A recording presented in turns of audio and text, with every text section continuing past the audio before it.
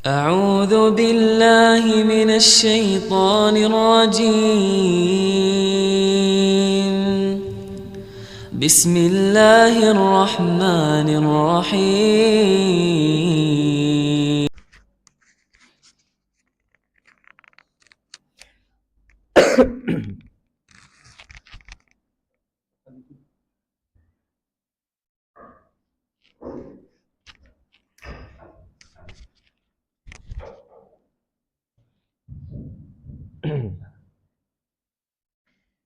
Bismillahirrahmanirrahim. Assalamualaikum warahmatullahi wabarakatuh. Alhamdulillah wa syukurillah. Wassalatu wassalamu ala rasulillah wa ala alihi wa sahbihi wa mawala. Asyhadu an la ilaha illallah wahdahu la syarika lah. Wa asyhadu anna Muhammadan abduhu wa rasuluhu la nabiyya wa la rasula ba'dah. La haula wa la quwwata illa billah. Alhamdulillah bapak-bapak dan ibu-ibu semua dirahmati Allah, dicintai Allah Subhanahu wa taala. Di kesempatan subuh kali ini Allah izinkan kita untuk duduk lagi bersama-sama di kajian subuh ceria. Subuh ceria ini berapa bulan sekali, Pak? Sebulan sekali ya, Pak? Oh, setiap pekan. Setiap pekan ini. Luar biasa, setiap hari Ahad berarti. Luar biasa. Semangat ya, mudah-mudahan kajiannya bisa istiqomah. Kadang-kadang kajiannya istiqomah, jamaahnya yang enggak istiqomah. Maka jamaah juga harus istiqomah sama-sama. Kenapa? Karena Bunda Aisyah dulu pernah tanya, tanglet kalian Kanjeng Nabi ngeten iki. Ya Rasulullah, ma ahabul a'mal indallahi ta'ala. Amalan apa to sing paling disenengi Gusti Allah niku amalan model kaya ngopo? Terus Kanjeng Nabi dawuh, ahabul a'mal indallahi ta'ala adwamuha wa inqala. Amalan ingkang paling diremeni, disenengi Gusti Allah niku adwamuha, yang istiqomah terus-terusan dilakoni wa inqala. Meskipun sedikit, enggak apa-apa sithik, yang penting terus istiqomah bisa dilakoni. Itu lebih dicintai Allah daripada gede-gede amalane ning arang-arang. Allah suka yang rutin, sedikit-sedikit tapi rutin. Termasuk bapak-bapak, ibu-ibu nek ngaos ngeten iki, ya rutin begini, suatu hari kok delala enggak bisa rawuh, tapi sudah rutin. Misalnya loh ya, sudah rutin, pekan besok enggak bisa datang, mbuh karena meriang atau apalah gitu. Maka kalaupun dia sakit atau dia safar sehingga nggak bisa ngamalkan, nggak bisa duduk di majelis taklim, itu perjalanan Bapak Ibu, walaupun perjalanan ataupun sakit di rumah berbaring, itu dihitung pahalanya duduk di majelis taklim. Salah satu keutamaannya amalan istiqomah kan kata Nabi. Kenapa? Sebab karena seseorang yang biasa melakukan amalan istiqomah rutin, apabila dia safar ataupun murad sakit, maka orang itu tetap mendapatkan pahalanya sebagaimana ketika dia sehat atau mukim. Nah, maka penting sekali amalan itu istiqomah. Baik Bapak Ibu yang dirahmati Allah Subhanahu wa taala, salawat dan salam semoga terlimpah curah kepada junjungan kita Nabi Agung Muhammad sallallahu alaihi wasallam, pada keluarganya, para sahabat-sahabatnya, kita semua mudah-mudahan kelak sesurga bersama Kanjeng Nabi Muhammad. Amin. Allahumma amin. Saya tuh ngisi di sini wis dangu ya Pak Gun ya. Berapa itu udah lama. Dulu perasaan saya saking lamanya ya. Dulu perasaan saya ke sini Bapak-bapak, ibu-ibu, perasaan ben iki sik enom-enom kok saiki wis tuwek-tuwek. Wis suwi-suwi banget. Pripun, Bu? Oh, wis tuwek-tuwek. Pancen ya. Baik, ini karena yo banyak yang sudah pada sepuh-sepuh. Maka saya ingin nyampaikan bab tentang masalah persiapan. Persiapan apa? Sepuh ning tenagane sik rasa kae. Buka lawang sik nganti jebret ini berarti sih. Ibu bapak nek ditangleti sekarang sudah siap meninggal atau belum? Belum siap. Kira-kira kenapa kalau belum siap? Ya sadar kan? Sadar nopo? Dosane tesih kata. Berarti kalau kita sadar dosanya masih banyak, itu berarti kita ini kira-kira tempatnya di surga apa neraka? Ya ning neraka gitu saja kan. Nah, sekarang pertanyaannya, mumpung masih hidup, Nah, kita mesti persiapan gendang-dang hijrah, menempatkan posisi kita di surga. Caranya bagaimana? Kata para ulama, minimal persiapkan 6 perkara ini. 6 perkara yang harus dipersiapkan seseorang menghadapi kematian. Kalau 6 perkara ini belum dipersiapkan, ojo buru-buru mati, percayalah. Ojo dhisik, sing arep buru-buru ki ya sapa ya. Tapi ingat 6 perkara ini mesti beres dulu. Apa itu 6 perkara? Yang pertama, utang. Utang kudu wis lunas. Iki sakmene oke iki sing ora ndek utang berapa orang? Sing ora lho aku takon. Ora ono sing ngacung. Terus sakmene iki utang kabeh. Ya berarti orang siap kabeh pancen emang. Ojo mati dhisik. Jelas-jelas utangnya sik ndok duwe kabeh. Berarti utang mesti lunas dulu. Alasannya apa Ustaz?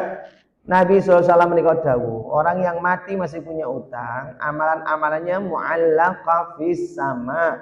Dia akan menggantung di langit, tidak diterima oleh Allah, tidak diurusi, tidak dipersidangkan dia besok sampai urusan hutang piutangnya selesai. Menggantung dia. Bahkan seorang sahabat yang meninggal dunia masih punya utang, ketika sudah dibayarkan utangnya, Rasul kan nggak mau nyolatkan, sempat nggak mau nyolatkan, tapi akhirnya Rasul mau nyolatkan. Nah, setelah disolatkan, kemudian setelah dibayarkan hutangnya oleh sahabatnya yang lain, lalu Rasul mengatakan, sekarang barulah kuburnya menjadi sejuk. Berarti sebelumnya, sebelum dibayar hutangnya, kuburannya piye? Semromong. Semromongnya apa? Panas. Itu penting, makanya utang harus lunas sebelum mati. Ini ya Bapak harus paham, utang itu ada 2 macam, harus lunas kabeh. Utang kepada Allah dan utang kepada makhluk. Harus lunas semua. Utang kepada makhluk ya utang harta, utang budi. Utang budi nggak bisa disaur, ya dengan budi juga. Kalau utang harta wajib. Caranya ya apa dulu punya utang, buh duit, buh barang, balekke. Gitu ya. Harus dikembalikan. Ini namanya utang harta. Utang kepada Allah ada 2. Dulu saya ceramah apa? Dulu saya ceramah apa Pak di sini Pak? Kelingan? Lali. Oh, karo wonge ya wis lali ta. Saking suwe nih. Ingat nih. Hutang kepada Allah harus dibayar. Ada 2. 1 utang ibadah, 2 utang nazar harus dibayar. Utang ibadah apa? Misale iki gur umpama Pak Gun sedo tanggal 10 Ramadan. Misalnya Pak Gun tanggal 10 Ramadan wafat, ning ke tanggal 1 meriang, 1 Ramadan meriang, enggak puasa. Tanggal 1, 2, 3 Ramadan enggak puasa sampai tanggal 10 meninggal. Berarti punya utang puasa. Berapa hari? 10 hari punya utang puasa, ini harus dibayar. Ini namanya utang kepada Allah. Caranya ambil harta peninggalannya Pak Gun.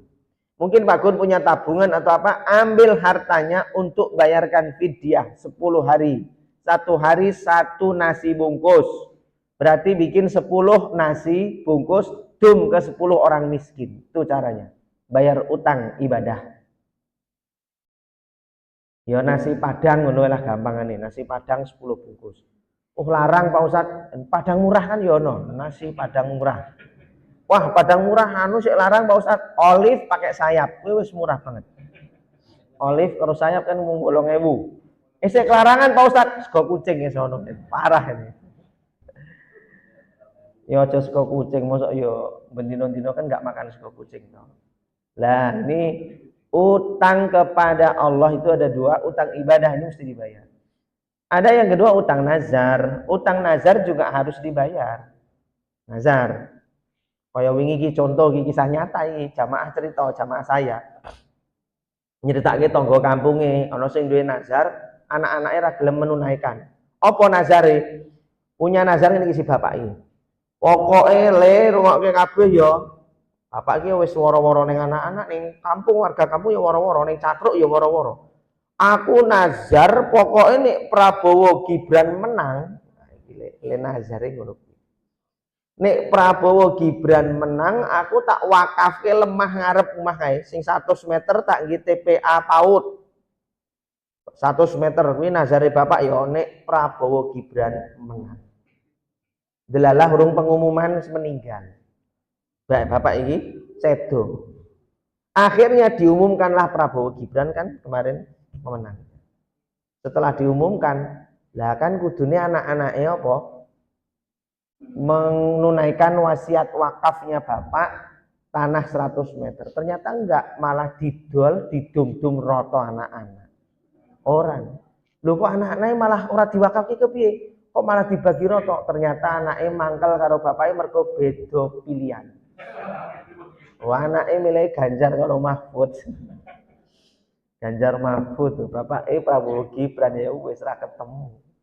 Akhirnya ra ikhlas nek kuwi diwakaf. Enggak boleh, tetep kudu diwakafke kok.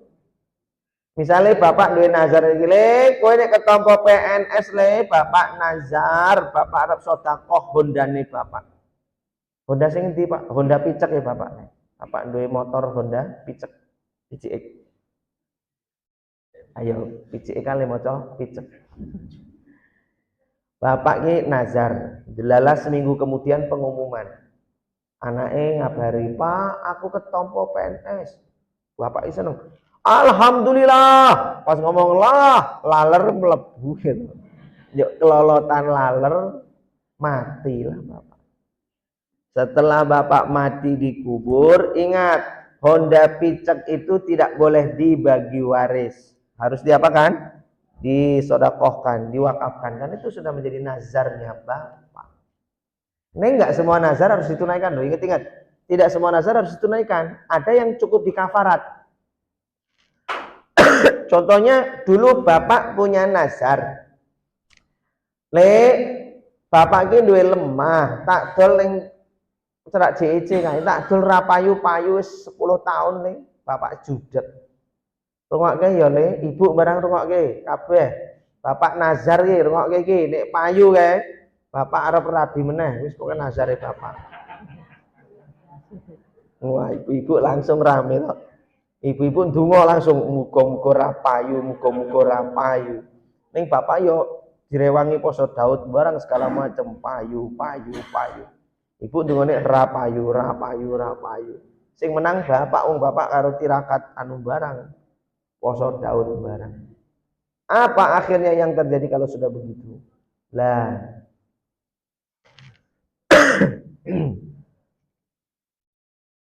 Tujuannya betul.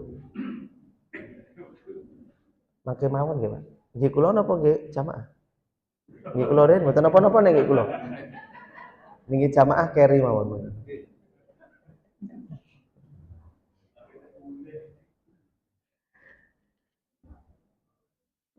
Matur suwun nggih. Nggih. Nek jamaah mangke rampung pas sesi tanya jawab boleh nanti kalau mau bagi-bagi. Nggih, soalnya memuliakan ilmu itu mengerti. Kaya bakul es teh lho sing rame wingi kae. Mboten pareng. Jadi ana ustaz ceramah ki malah muter keliling, es teh iku nggih enggak adab, iku jane enggak adab terhadap ilmu itu enggak adab.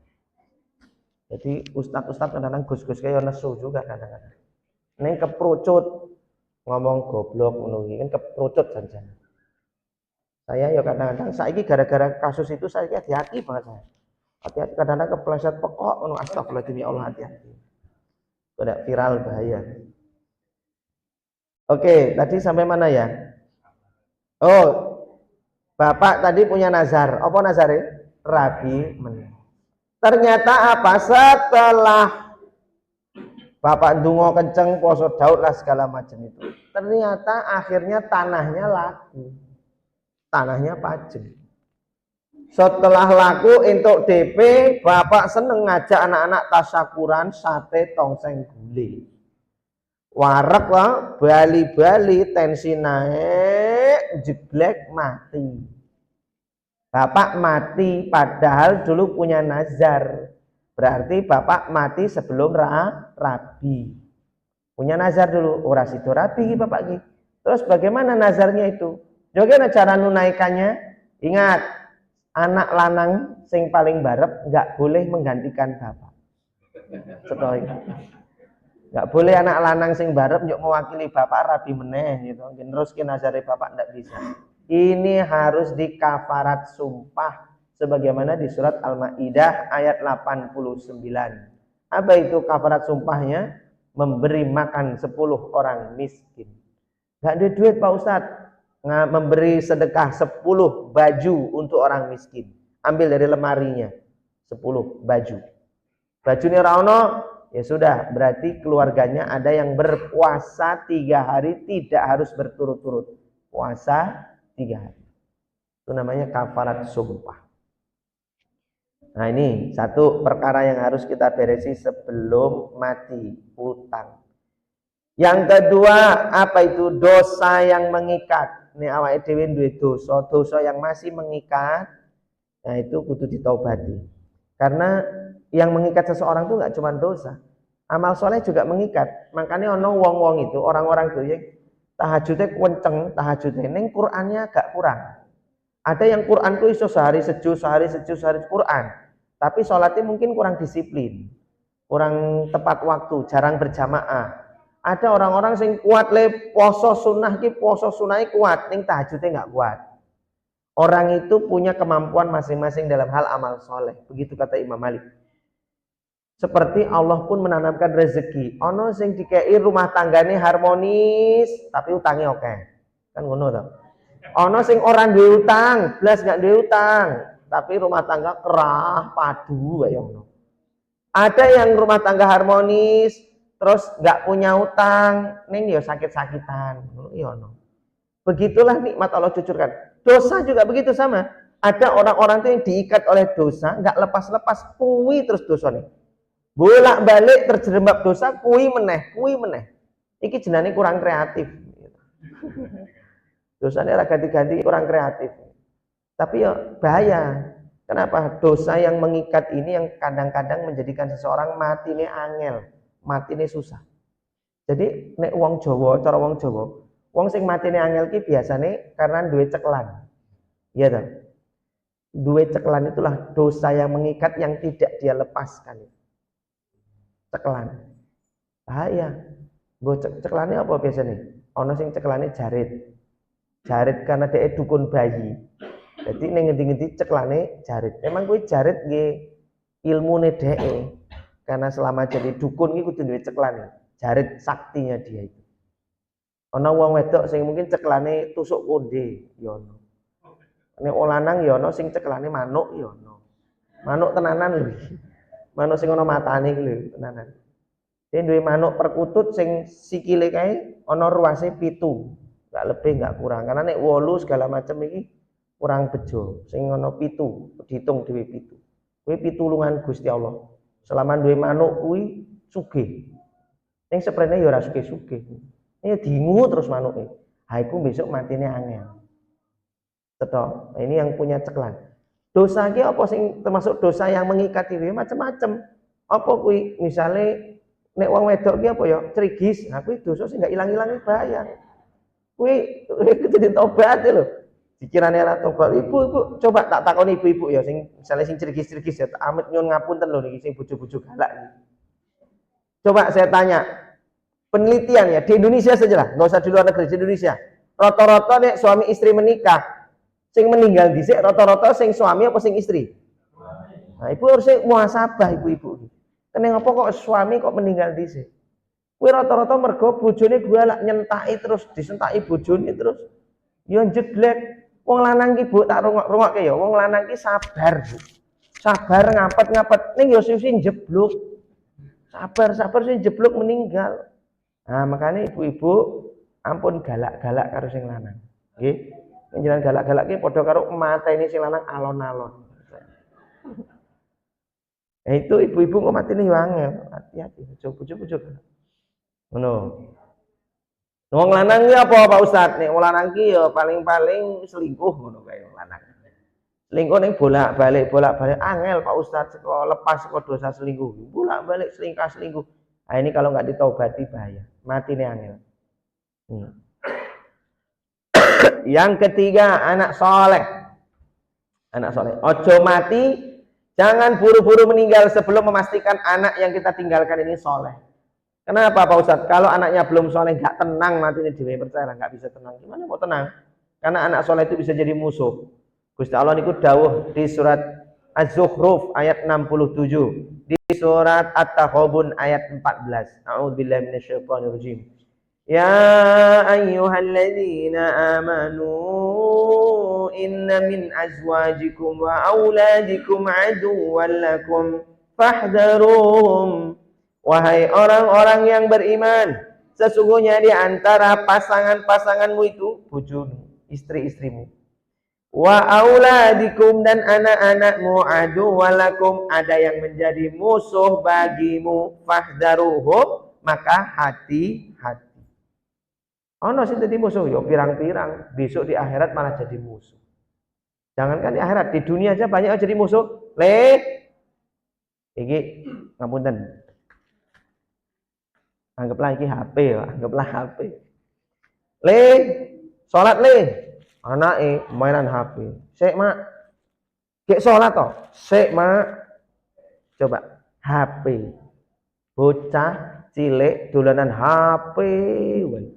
Kuwi wis dadi musuh bagi orang tuanya. Gek adus sik to ya, Mak. Mainan HP terus. Anak iki subuhe angel, salate angel, adus dadi uyak-uyak karo wong tuane.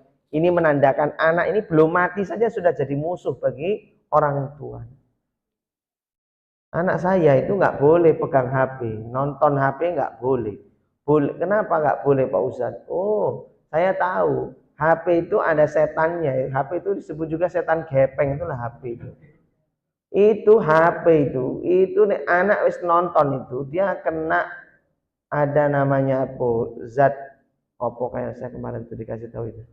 Itu kalau kena ke anak itu akan terus kecanduan, lama-lama dia tidak peka sama lingkungan sosial. Wis kadung cekelan HP deloken adus nganti lali, salat lali, resik-resik lali, nyapu lali, ora iso apa-apa blas bocah. Anak saya, oh enggak, alhamdulillah anak saya SD segede-gede ini adik-adik ini. SD, Dek, kamu, Dek, umurmu berapa? 11 tahun kan, sama kayak anak Pak Ustadz. Kamu umurnya 11 tahun, SD kelas berapa? Kelas 6. Baju wis nyuci dhewe apa durung? Sik diumbahke karo wong tuamu. Anak saya iku wis kelas 4 SD iku wis nyuci klambi dhewe lanang-lanang. Semuanya anak saya kan laki-laki. Sing wedok wis gede-gede. Yang kecil-kecil tuh ada, sik tak hitung piro anakku. 4. Anaknya oke. Sing cilik-cilik iki, sing SD kuwi ana 4. Sing SD iki 4 anak saya itu. Kelas 1, kelas 4, kelas 6, sijine iki siji SMP nembe munggah, siji SMP. Tapi si cilik badannya kecil. Nah, itu semuanya itu ya sama. Anak-anak saya itu pokoknya klambi nyuci dhewe, nyetrika dhewe, jemuri dhewe, segala macam ngurusi dhewe. Menek maem habis makan ya nyuci piring dhewe. Saya nggak mau anak saya itu kok jadi kalau anak-anak wong liya sing apa-apa diladeni. Coba tak takoni ibu-ibu, ono enggak kasus wong wedok nikah duwe wong lanang males keset ora nafkahi wong wedok, ono ora? Pirang-pirang toh? Nikah sing lanang ki keset males ora nafkahi sing wedok, istrinya. Ada tidak? Pertanyaan saya, sing dosa sapa? Sing lanang? Belum tentu. Mboke sing lanang kuwi. Enak wae. Mbok sing lanang kuwi mbene ndedek kepiye? Ndedek wong lanangan kok hasilnya kaya ngono. Berarti ibu mbene terlalu memanjakan. Ngopo? Sekolah. Sepatu dicepakke, pelajaran sing nyiapke malah mboke. Sarapan mboke, apa-apa kabeh mboke, anak tinggal cemepak. Lho iki piye cara ndidik anak ngene iki? Dadi wong lanang ra dadi sing mandiri. Makanya anak saya yang SD kelas 6, kelas 4 itu tak omongi. Dek, kowe iki calon lanang besok nek sampai kowe dadi wong lanang ora rajin, bojomu ki iso selingkuh, percaya. Begitu, Bah. Iya. Makanya nek pengin duwe bojomu setia, kowe dadi bocah lanang iki kudu rajin nyenengke wong wedok. Akhirnya anak saya do rajin-rajin. Lah nek wis do kerja uprek-uprek segala macam, anak saya nyapu-nyapu segala macam, baru nonton HP boleh. Tak batasi 10 menit, 15 menit. Kowe tak pilihke tontonane enggak asal sembarangan nonton gitu. Wong lanang kudu, kita bapak-bapak kudu tegas didik anak. Nek enggak ngopo? Besok jadi musuh. Sapa sing enggak sedih? Duwe anak salate wangel, tangi subuh angel kan sedih, semua orang pasti sedih. Nah, ini harus jadi perhatian kita, anak soleh. Yang keempat, apa itu? Hati yang bersih. Jangan mati sebelum 4 perkara ini. 4 perkara penyakit hati ini harus kita hapus. Apa itu? Benci, iri, dendam, marah. 4 ini saja. Penyakit yang lain-lain carry. Sing penting 4 ini. Kenapa? Roto-roto wong sing mati ini gampang. Saya tanya sama keluarganya itu, terbebas dari 4 ini. Apa itu? Iri, benci, dendam, marah. Nek mati sing nggawa 4 ini, isik mati dalam keadaan gondok lah segala macam, susah mati. Mati masih ada dendam, pasti matinya susah. Sering kita lihat ada orang mati kok nggak mati-mati, nganti koma, nganti suwi. Kadang-kadang nggak koma, tapi ya semua ketap-ketip, nggak jelas ngono kae. Nah itu kadang-kadang biasanya dia masih nyimpan dendam, marah. Jadi urung ikhlas kan, meninggalkan dunia urung ikhlas. Ngopo? Urung delok musuhe dhek susah rekoso sengsara. Sehingga dhek susah akhirnya mati. Percayalah. Saya ini sudah sering bolak-balik takziah. Bolak-balik saya itu bahkan menyaksikan sendiri ke jamaah pengajian. Saya nek takziah kadang-kadang teko kon ngisi doa bersama itu. Saya karena meninggalnya HP, itu saya langsung tanya sama ibunya ada di situ. Pas doa bersama itu saya tanya sama ibu, "Bu, di sini ada jamaah datang banyak. Ini salah satu kejadian yang meninggal ini Kejati, mantan Kejatinya Jogja. Kejaksaan Tinggi, kepala Kejati Jogja. Meninggal belum lama. Saya takziah situ. Sing teko ki rame kan, maklum wong pejabat jadi yo terkenal, banyak orang datang dari mana-mana. Saya tanya siapa, meninggalnya bagus banget, gampang. Saya melihat sini orangnya soleh luar biasa. Saya tanya sama ibu, "Bu, saya tanya sama ibu, tolong dijawab, ini jamaah semua jadi saksi. Selama hidup bapak orangnya pemarah apa enggak?" Apa jawab ibunya? "Masya Allah Ustadz, bapak itu orangnya sabar banget. Sabar. Jadi ya mungkin buah ngampet buah piye mau, yuk jeblok akhirnya meninggal mau. Tapi bapak iki wonge sabar, wong saya tahu sendiri wonge sabar. Ngopo? Dek iki saking ya wonge Allah low profile. Wong kejaksaan ini tinggal ngongkon duwe bawahan banyak. Tapi kalau sudah sampai rumah pulang, ya Allah. Sing jenenge masjid ngene iki dhek senengane iki teko azan, terus vakum masjid, ngresiki masjid, kosek-ngosek kamar mandi. Orang nggak ada yang tahu kalau itu kepala kejaksaan tinggi. Jogja pejabat, nggak ada yang tahu. Wonge sederhana, orangnya itu rendah hati luar biasa. Sabar di rumah, di keluarganya sabar, nggak tahu marah. Bapak mboten nate duka. Makanya ini 4 perkara ini penyakit mesti dihilangkan. Iri, benci, dendam, marah. Rasulullah itu umur 4 tahun dibelah dadanya, dibersihkan hatinya. Sehingga Rasul tumbuh menjadi anak sing apik pribadinya, halus. Nggak pernah berbuat maksiat, nggak pernah minum minuman keras, nggak pernah. Rasul tumbuh sampai ketika diangkat jadi nabi, tiba waktunya 10 tahun kemudian Rasulullah itu mau oleh Allah di Isra Mi'raj kan. Ketika mau Isra Mi'raj minal Masjidil Haram ilal Masjidil Aqsa, di Masjidil Haram itu malaikat Jibril menghampiri Rasulullah di dekat Ka'bah, dibelah lagi dadanya. Ini pembelahan dada Nabi yang kedua. Dalam kitab Sirah Nabawiyah Rahiqul Maktum Syekh Mubarak Furi. Rasulullah itu dibelah dadanya untuk apa? Dibersihkan 2 penyakit kata para ulama. Apa itu? Ghil wal ghadab. Kalau mau mi'raj ketemu Allah, 2 penyakit nggak boleh ada dalam hati. Allah tidak menerima hatinya orang yang ada 2 penyakit ini. Apa itu? Ghil ghadab. Ghil dengki, iri sama orang lain, ghadab marah. Makanya keluar hadis Nabi, la taghdab walakal jannah. Jangan suka marah. Jangan marah, bagimu surga. Ini penting bersihkan hati. Mbah Maimun Zubair almarhum, jenengan tepang Mbah Maimun. Bukan tepangan, bu kapan tepangan. Saya pernah nih, perhatikan ini Mbah Maimun. Ini pernah Mbah Maimun ngomong di depan saya langsung. Mbah Maimun waktu itu ngomong di depan saya langsung. Hanya waktu itu terhalang layar kaca saja waktu itu. Mbah Maimun itu dawuh ngeten niki. Wong ki kakean tirakat, pingin hajat apa tirakate ngene. Wong ki tirakat ki macam-macam. Ana sing tirakatene yo nganggo poso, anake supaya tes PNS ibuke ngrewangi poso lah, sing iki lah segala macam ngrewangi tahajud lah, kan tirakat kan begitu maksudnya tirakat. Anake pingin lulus iki lulus iku, bapak ibuke ngrewangi salat iki, ngrewangi masane poso. Kata Mbah Maimun, seapik-apike tirakat kuwi ngresiki ati.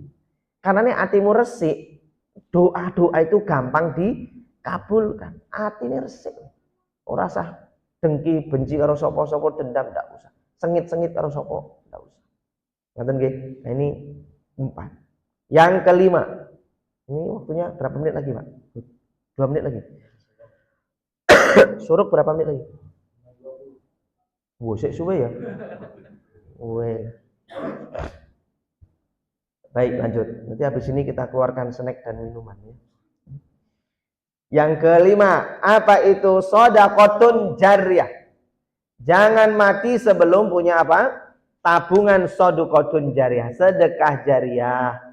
Kenapa Pak Ustadz? Idza matal insan qata'a amaluhu. Kalau manusia wafat meninggal dunia, terputus amalan-amalannya illa bisalasah, kecuali 3. Salah satunya yaitu shadaqatun jariyah, sedekah jariyah.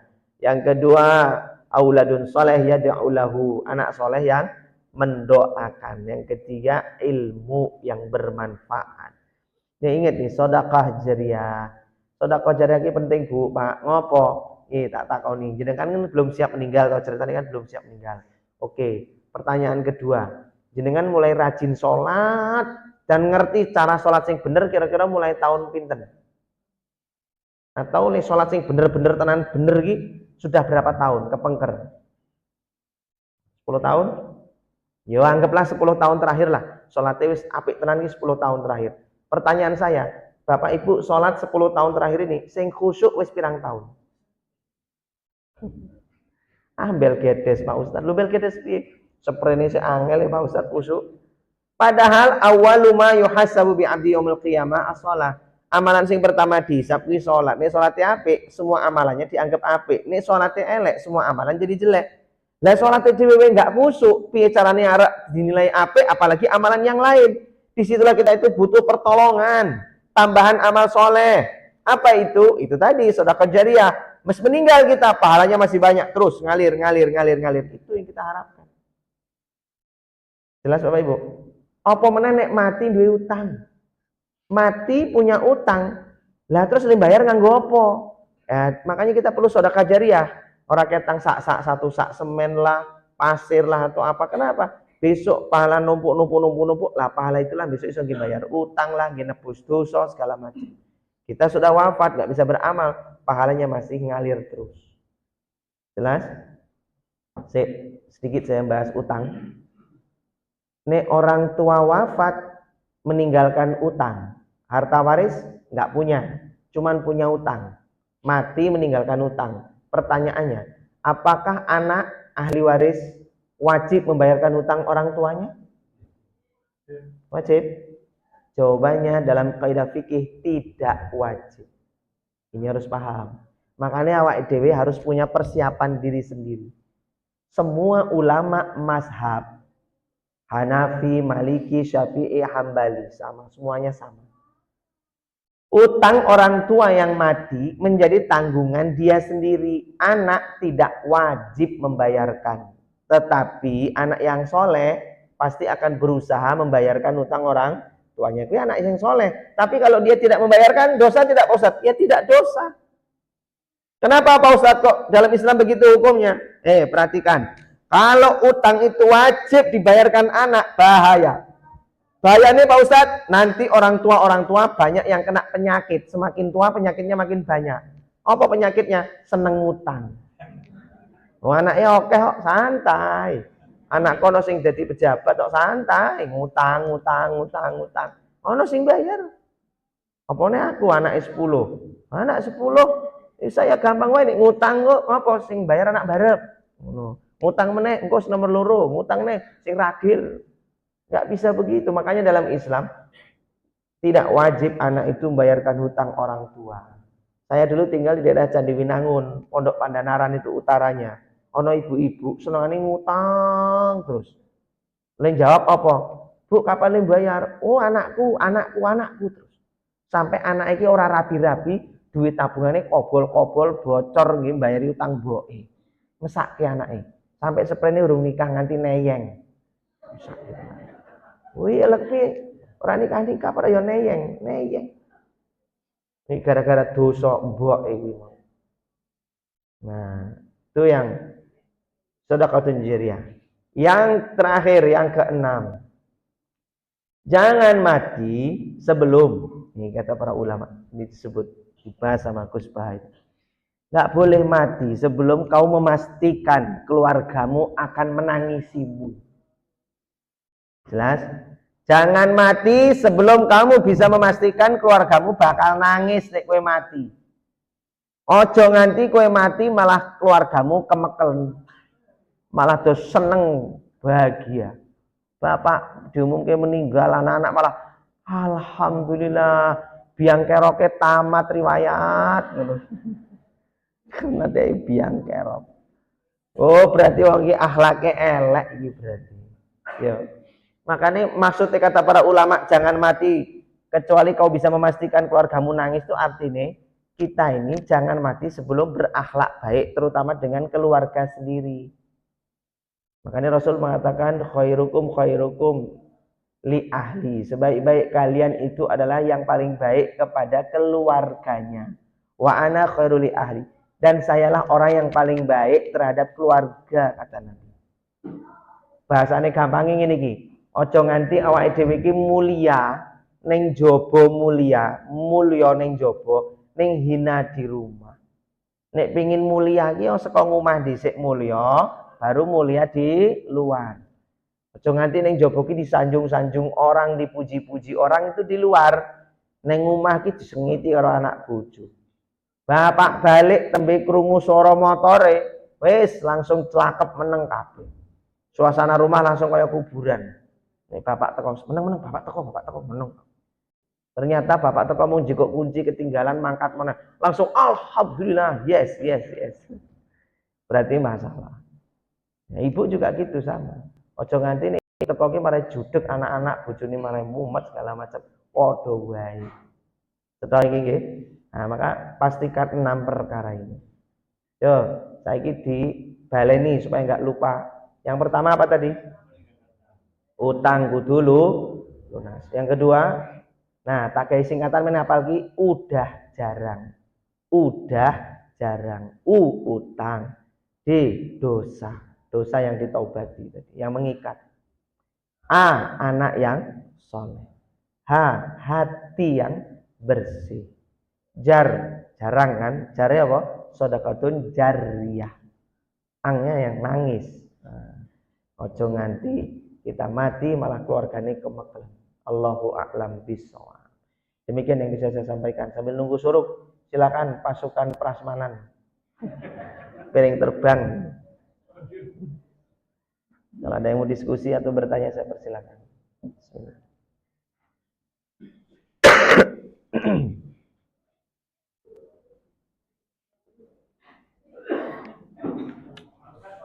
Yeah. Assalamualaikum.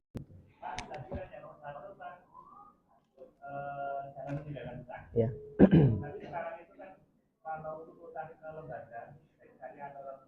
Ya. Asuransi.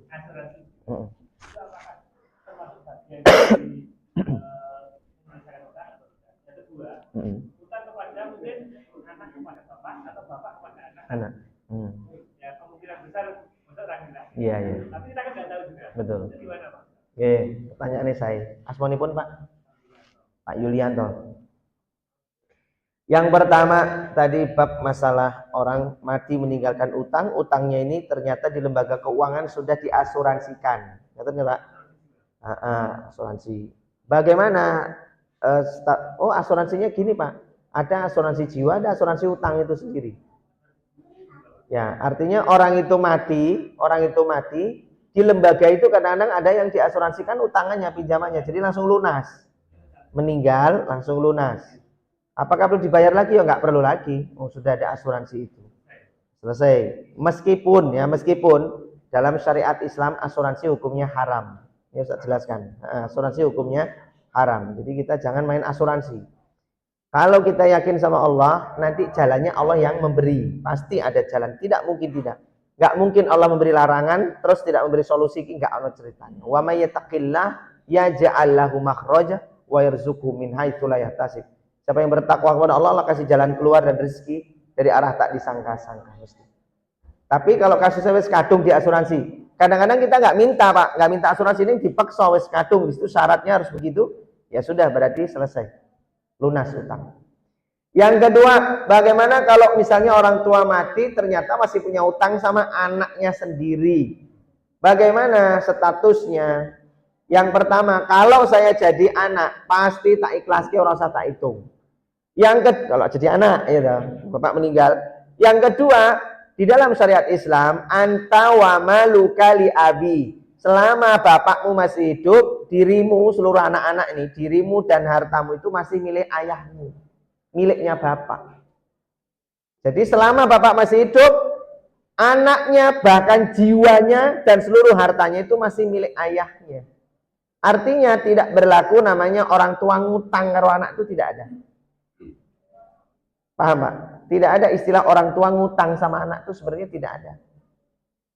Yang betul itu adalah anak harus sudah waktunya berbakti kepada orang tua. Sehingga nggak ada yang namanya orang tua ngutang sama anak.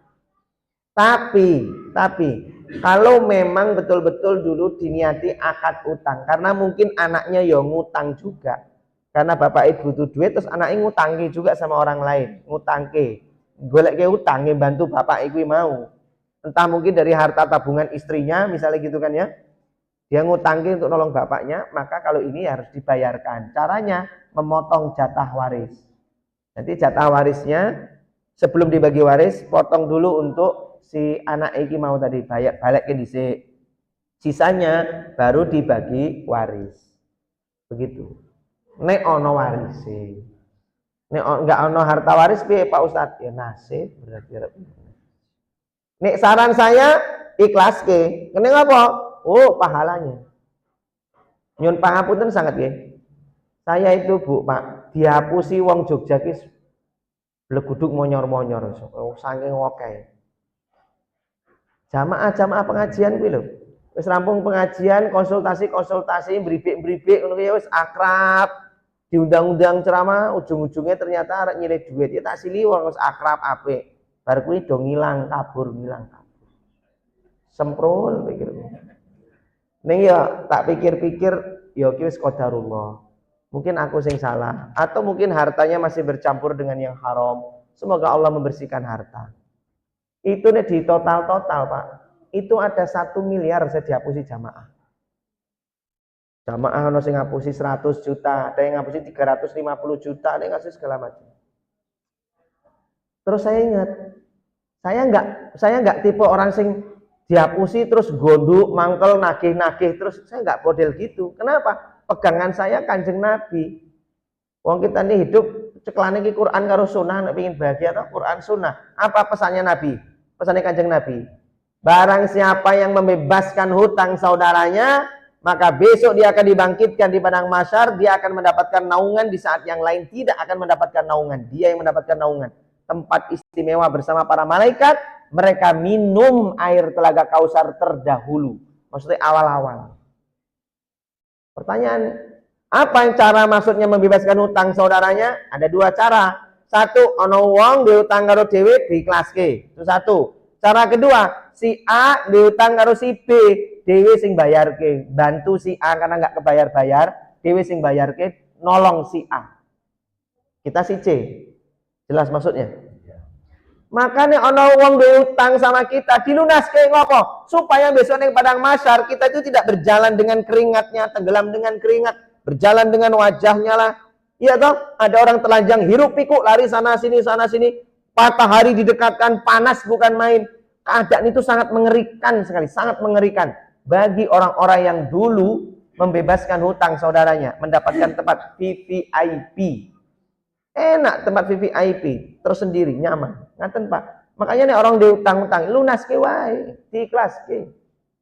Ibu-ibu dengar ceramah saya, alhamdulillah Pak Ustadz, saya sekarang baru sadar. 3 tahun saya gondok punya tetangga, utangnya nggak dibayar-bayar ke saya. 3 tahun saya gondok Pak Ustadz, sekarang saya ikhlaskan. Alhamdulillah. Berapa utangnya Bu? 50.000 Pak Ustadz. Saya kita ikhlas gitu. Alah, 50.000 diiling-iling nanti 3 tahun gitu. Ini mesti bojo galak ki mau sing pelit, medit, cetil, bedegil ki mau. Ngaten nggih Pak. Allah a'lam bishawab. Ada lagi yang mau bertanya, saya persilakan. Kalau ada. Boten? Baik, kalau tidak ada saya rasa itu yang bisa kami sampaikan. Kita akhiri majelis kita dengan doa kafaratul majelis. Subhanakallahumma wa bihamdika asyhadu an la ilaha illa anta astaghfiruka wa atubu ilaik. Allahumma shalli ala nabiyyina Muhammad wa ala ali Muhammad. Alhamdulillahirabbil alamin. Assalamualaikum warahmatullahi wabarakatuh.